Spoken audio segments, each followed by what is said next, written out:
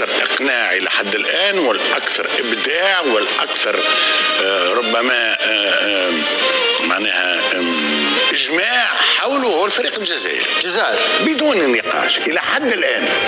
الفريق الجزائري لأنه الفريق الجزائري خاض نهائي قبل الأوان، وهو الفريق الوحيد في كل الفرق حتى من نيجيريا. علاش أنا ما نوافقش حسام كي قال نيجيريا ثم الجزائر؟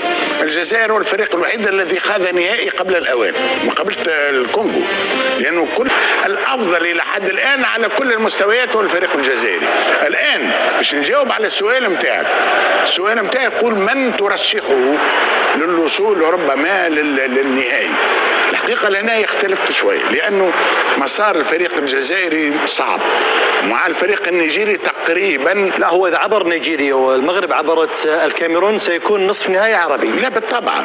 اللي نقوله أنه أنه الأقرب ربما للوصول إلى النهائي هو الفريق المغربي.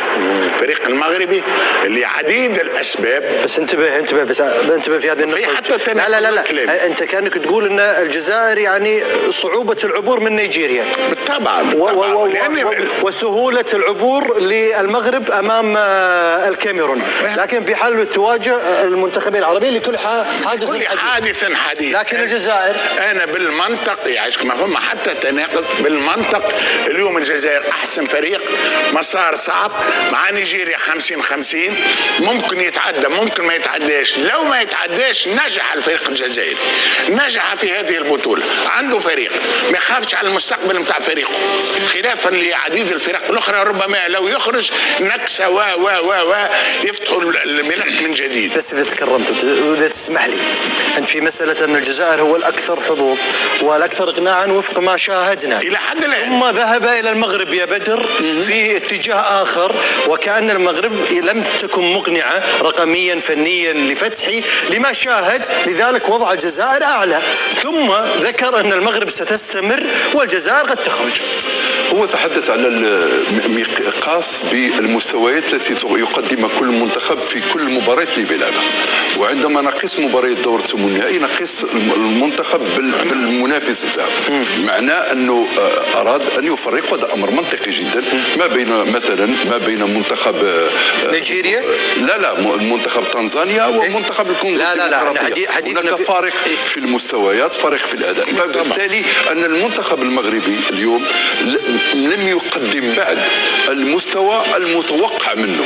يمكن هو يتدرج في الاداء. اليوم يلاقي منتخب الكاميرون في مباراة الحقيقة التي يجب ان يظهر فيها معدنه. تتفق معه في مسألة ان المواجهة الاصعب هي الجزائر نيجيريا اصعب من المغرب والكاميرون؟ ايوه اقوى منا بكثير. اقوى منا بكثير.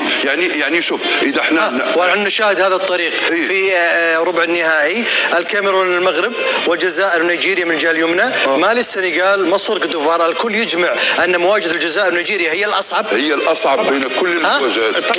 هي الاقوى يا حسام. هي الاقوى بدون لانه الوجه الذي ظهر به منتخب نيجيريا ايا كانت المنافسين، فريق يعني في دور الثمن النهائي وكانه لاعب تقسيمه.